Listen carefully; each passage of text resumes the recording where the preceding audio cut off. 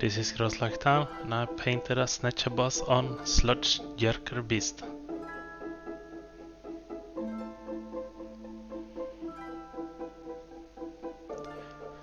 As you can see here from the pile of shames, this is a project that I once started but never finished.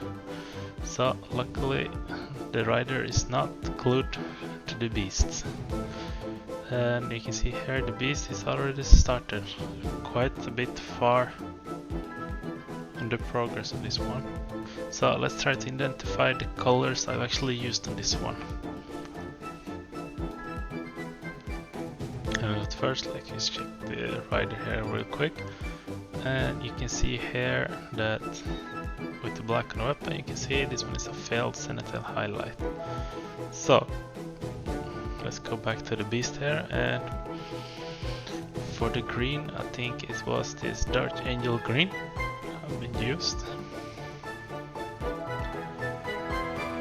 And you can see here, this looks really great. And here for the brown, I've been using Gorgrunt of Fur. Oh, there's a bit brown here. And now for the yellow part, you can see all over here on the fabric, it's Mustard Yellow. And I think I know why I stopped this progress on this one. It's because next step just looks a bit taunting, and you can see here. Because next step is doing all the metal, and here I'm using lead belcher. And with the metal down here, you can see probably why I stopped the project, because you can see how much detail there actually is regarding to the metal here. All small spikes everywhere and much details here in the wood. So take your time and take a break if you need it when you're painting the silver in this model. That's the best tips I can give you, because this took a few hours for me personally to complete. And it was really hard because you kept on finding more and more small details to paint.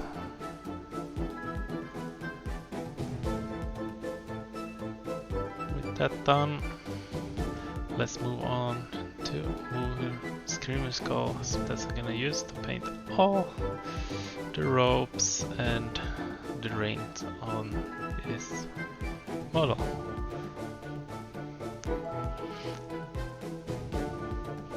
And you can see here, and there is, with the two beams, there is a rope going here, holding the fur together. And also here at the pillow I made just a seam there. It really helps get the detail a bit more popping out.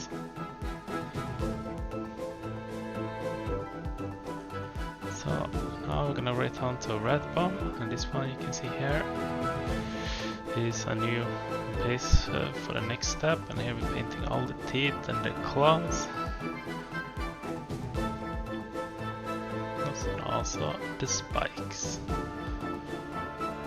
Let's see if we can find it here in one of the cages here. Let's see something on it. Let's see, yeah, in this cage here you can see there is a bone hiding, so don't forget that one, to be super careful. And now we're gonna use skeleton horde, and we're just gonna cover all the areas we did in the last step with the rat bone. You can see now it's starting to become a bit more scary, this beast, with the claws and teeth done.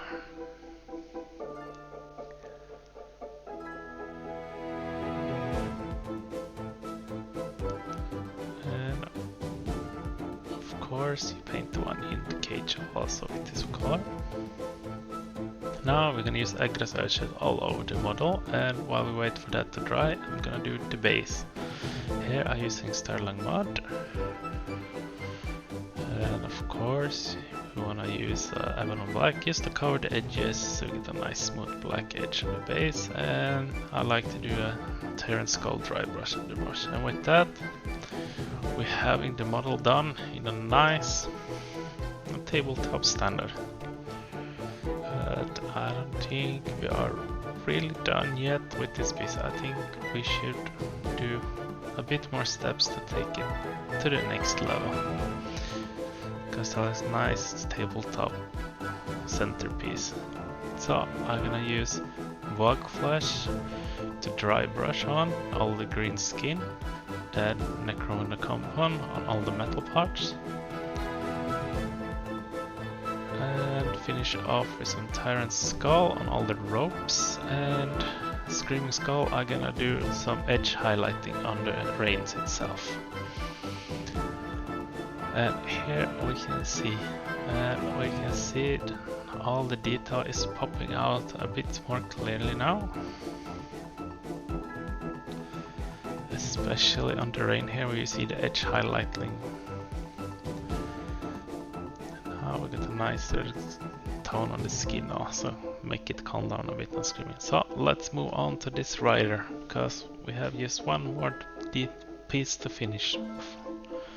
And here I'm gonna start with a Milton Green and for the skin, and I'd like to do 2:1 with the medium. And you can see here, it's really nice, detailed, bright skin color. I really like this color for works.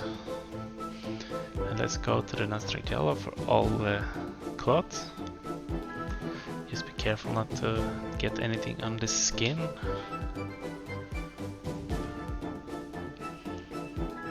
You can see here this step goes quite fast, and now we're just gonna do some Gorgon fur on the hood, on his beam. With that done, you can see there is actually quite a few metal details on this one also, on the beam here. It's like the rest of the beast. But now we're gonna snake wet leather for the saddle itself. Thanks to the fail highlight, you can really see the difference on this one between the yellow and the bit brownish for the saddle. And now let's go to the tedious part of the metal with lead belchers. And as you can see here, there is quite a few details in the top of the model, especially on his beak. Other than that, it's not too much, just a bit on the saddle. And now Screaming Skull for all the bindings. And also remember to do his belt, just giving some nice blend with the coloring. If you also do the belt, you can leave it in the yellow if you want. With that step done, we can go on to Aggressive Architect. So don't put it on the skin, but every other part of the mod we want to cover. Just be careful and don't get it on the skin. And you can see here, with this, we have a nice tabletop standard on this model. But we took the beast to the next level, so we should also bring this model up onto the next level. So Necron Compound to dry brush all the metal part. Tyrant Skull to dry brush all their bindings. And Belder Brown just to edge highlight the cloth. And I like to finish off with Aston Red, so just do the eyes. And there we have it. One finish boss. And I'll just put on some turfs on the base just to give them nicer, because it's quite a big base on this model, so it's nice to put some turf just to cover up a bit more. And with that, we are done. Now we have a nicely painted beast to put on the battlefield.